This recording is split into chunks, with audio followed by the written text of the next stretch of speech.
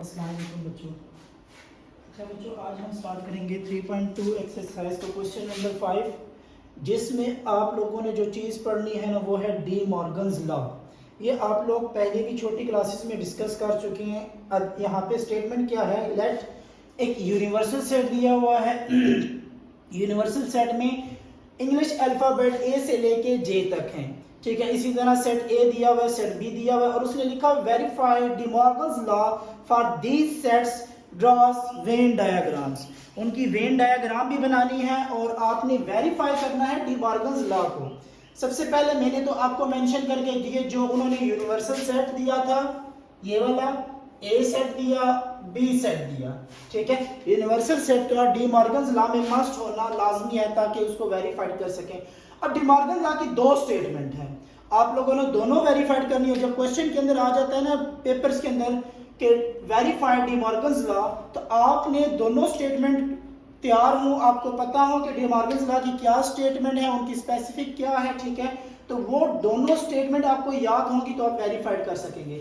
एक स्टेटमेंट ये है A union B whole complementary, ये रिप्रेजेंट करता है कंप्लीमेंट्री सेट को, कि आपने इसका कंप्लीमेंट्री सेट भी फाइंड करना है, ठीक है।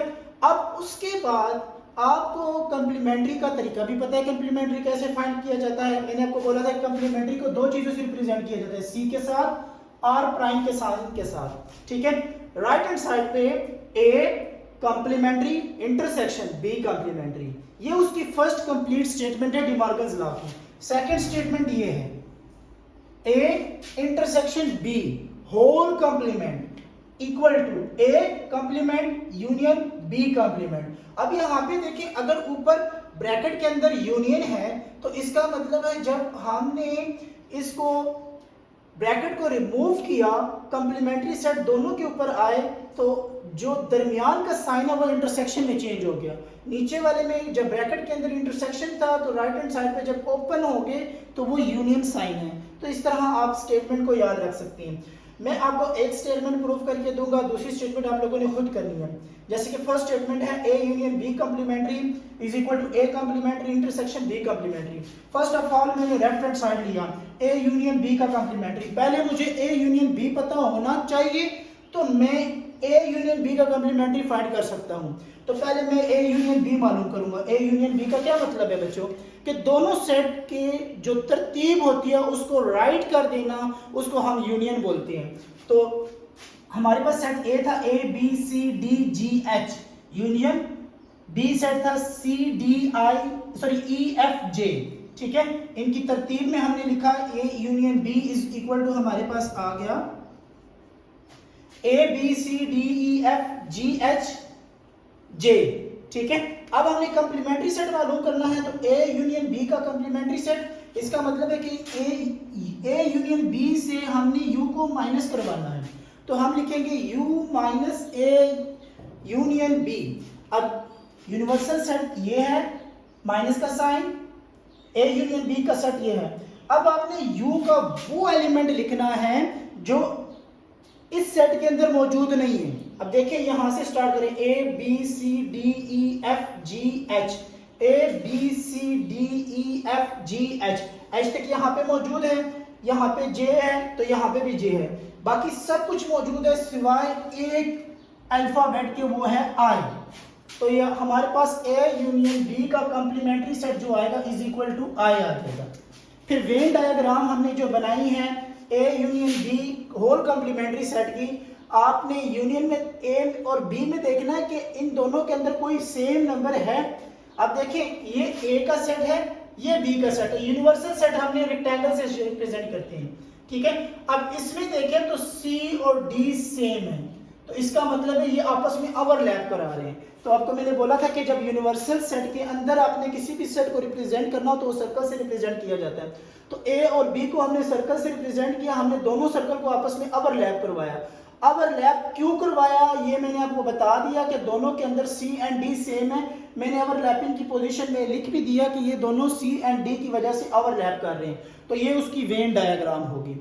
अब right hand side A intersection B sorry A का कंप्लीमेंट इंटरसेक्शन बी का कंप्लीमेंट, पहले हम इंटरसेक्ट कंप्लीमेंट्री सेट फाइंड करेंगे एंड देन इन दोनों के दरमियान इंटरसेक्शन फाइंड करेंगे।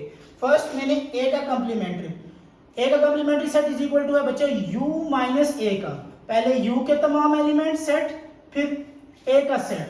अब u के वो एलिमेंट लिखने हैं जो a के अंदर मौजूद ना हो, जैसे a b c d ये तो मौजूद है, उधर भी है, और g h वहां पे मौजूद है, मतलब e f नहीं है, i j नहीं है, तो ये हमारे पास a का कंप्लीमेंट्री सेट आ गया। अब उसके बाद b का कंप्लीमेंट्री सेट मालूम करते हैं, तो b complementary set is equal to u minus b, ठीक है, u माइनस b। अब u का सेट हमने लिखा, फिर उसके बाद माइनस b का सेट हमने लिखा।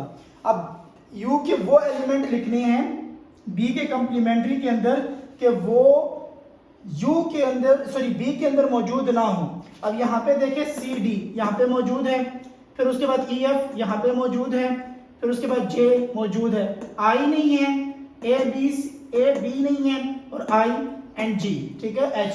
तो ये हमारे पास बी का कंप्लीमेंट्री सेट आ गया। अब इन दोनों के दरमियान हमने इंटरसेक्शन मालूम करना है। अब ए कंप्लीमेंट इंटरसेक्शन बी कंप्लीमेंट, ए का कंप्लीमेंट्री सेट ये है, बी का कंप्लीमेंट्री सेट ये है। इंटरसेक्शन में बेसिकली हम दो सेट के दरमियान जो कॉमन टर्म होती है ना उसको लिखते हैं।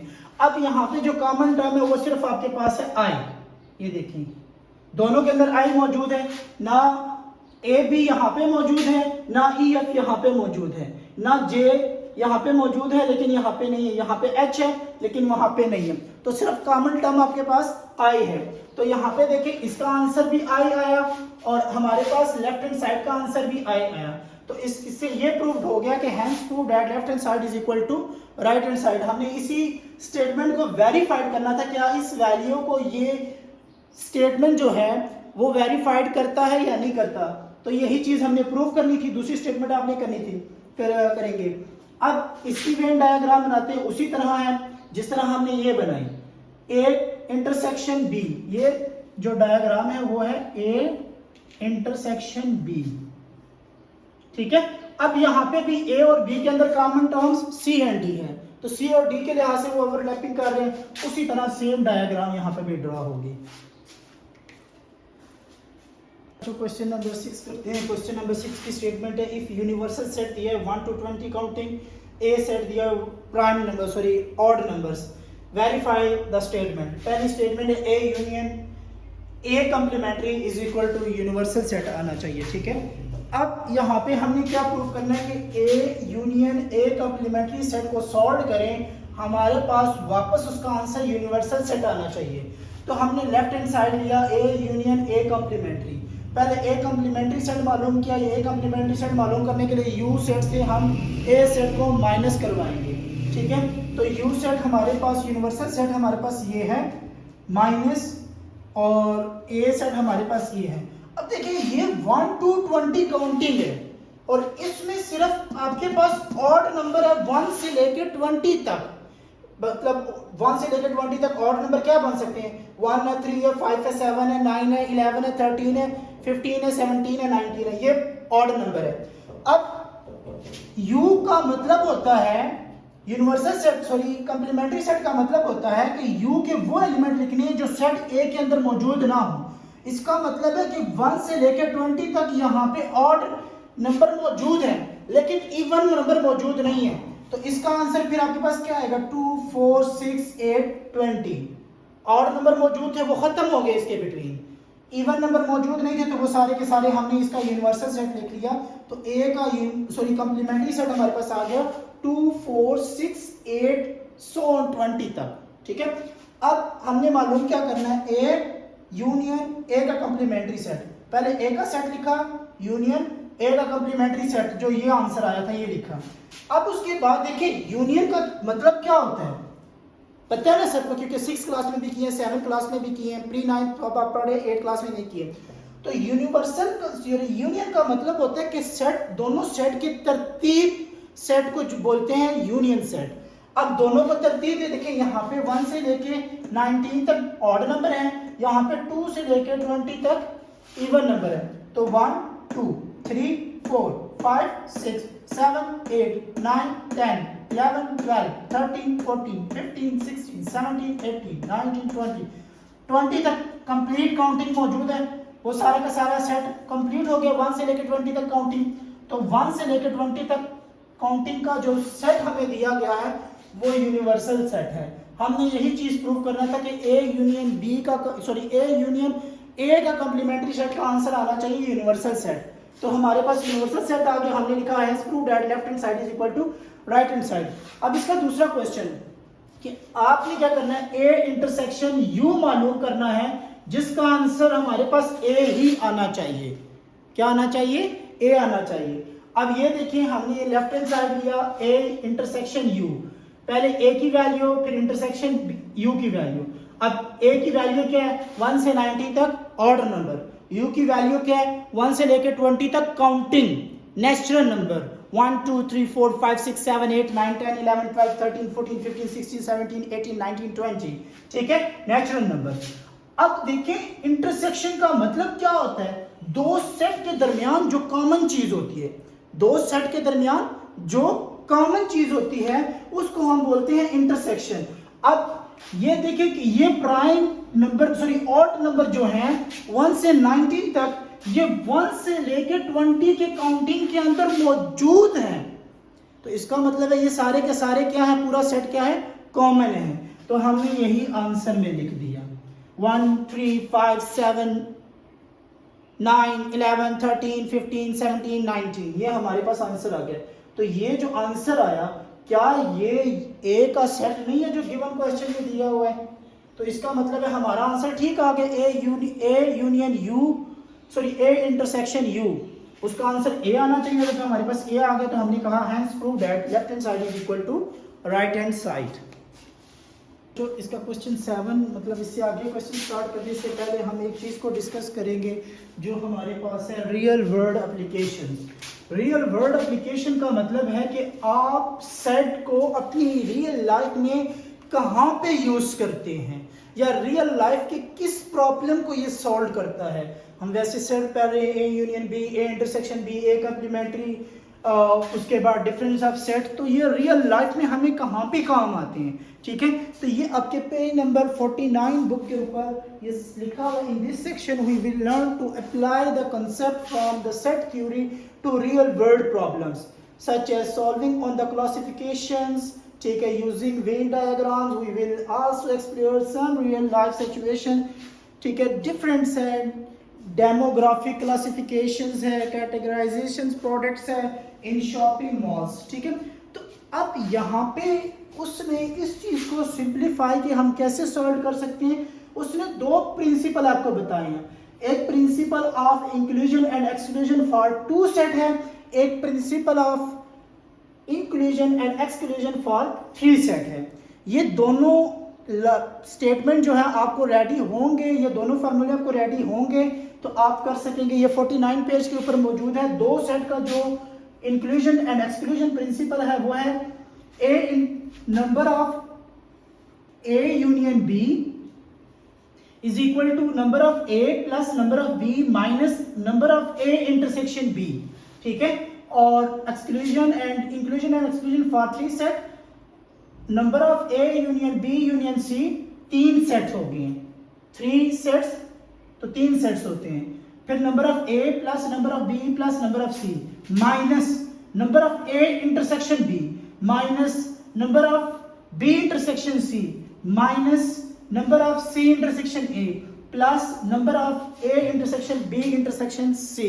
ये आपके फार्मूले आपको याद होने चाहिए, इसमें कोई इतनी बड़ी बात नहीं है, ठीक है ना। कोई आप क्या ले कि इसके अंदर कोई कंसेप्ट है, सीधा एक दो फार्मूले आपको याद होने चाहिए। अब अगर हम बात करें क्वेश्चन नंबर 6 7 की स्टेटमेंट की, इस चीज से आपको समझ आ जाएगी कि वो कैसे यूज कर रहे हैं। देखें, in a class of the 55 students 34 likes to play cricket and 30 likes to play hockey.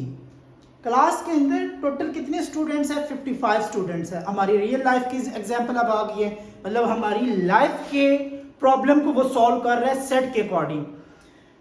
Also each students like to play at least one of the two games, ठीक है। How many students like to play both games.